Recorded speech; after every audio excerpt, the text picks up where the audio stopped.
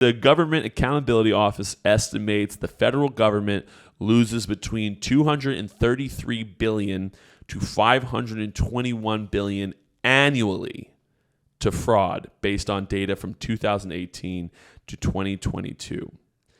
Now, I think we can all resonate that maybe you can spend as much as you're spending if you just don't lose $500 billion to fraud.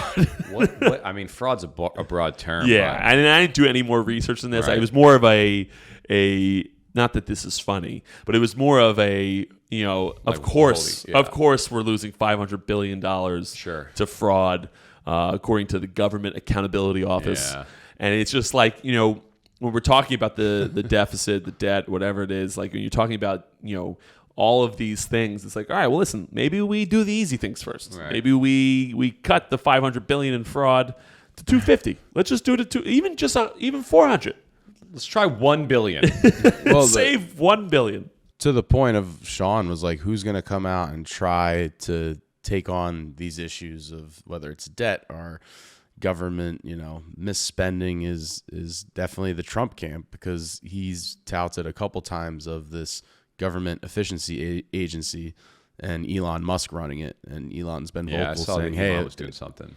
Yeah, he's like, hey, if I get the opportunity, I'll run this government efficiency commission. No pay, no title, no recognition is needed. I'll serve America if the opportunity arises. So that's interesting, in the sense of who knows what that would even be or look like. But at least it's being talked about of some type of government efficiency. When you hear those numbers that Pat just said, every once in a while, I think I saw one a couple of months ago where it was like, we accidentally sent the Taliban $250 million. How does that happen? Yeah. And there was some type of terrorist organization that sent out a hype video recently with all our old military Humvees and jets and rocket launchers. And it's like, that's all stuff that we bought. Where did it go? Why did we how did it end up in these people's hands type of thing? So some government efficiency would be nice, but just like a sick body, it would probably try to reject the treatment. Yeah, right? Most likely. Yeah, listen, it'll be and Sean hit the nail on the head. If you want to do this, if you believe in that, you're certainly going to fall on tough times, because it's not, although we sit here and say, hey, just stop spending so much money, balance the budget, like we have to do at all of our businesses. Yeah. It changes the game. You're going to have to fire people. Yeah. You're going to have to get rid of people. And then on top of that, it's like, oh, make the tough decision. Just fire people. Okay, but if you fire millions of people, the effect on the economy is huge. And then you don't. But then, so the crazy thing, not the crazy thing. I get it, but then you don't get reelected.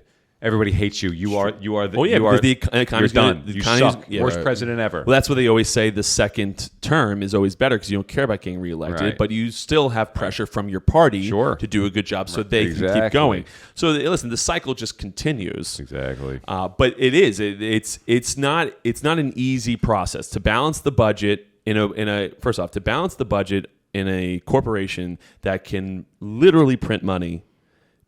That's a pretty tempting thing to do. Yeah, it's so easy. It's an auto win. Everybody loves you.